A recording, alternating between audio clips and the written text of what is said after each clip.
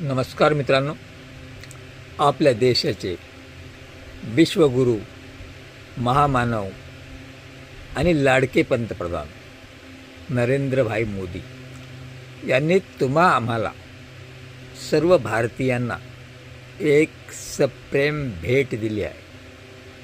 आणि ती भेट देण्यासाठी त्यांना काय करावं लागलं याचाही आपण आलेख वाचला पाहिजे. ज्यावेळेस आपल्या देशाचे पंतप्रधान नरेंद्र मोदी पहिल्यांदा इस्रायलला गेले त्यावेळेस नाचले, गायले, काय काय ते करायचे ते ट्रम्पला खुश करण्यासाठी केले. आणि त्यानंतर आत्ता जेव्हा इस्रायलला गेले तेव्हा त्यांनी इस्रायलला आपला बाप म्हणून संबोधित केलं, फादरलँड म्हणून आले.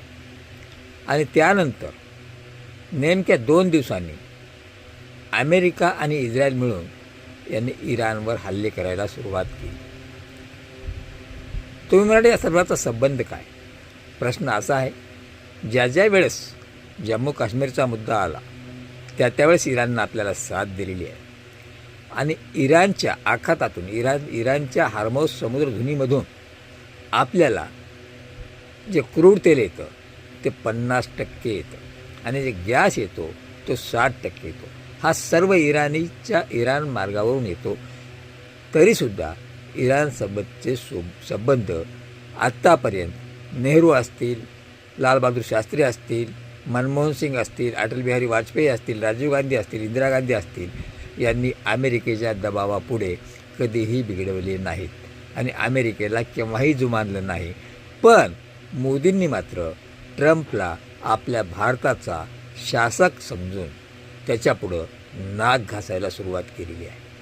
आणि त्याचाच परिणाम आज आम्हाला जी सप्रेम भेट मिळाली आहे ती घरगुती गॅस सिलेंडर 60 रुपयांनी महागला आहे आणि व्यावसायिक गॅस सिलेंडर 120 रुपयांनी महागला आहे. याच्यामध्ये मोदीचा आणखी एक हित आहे.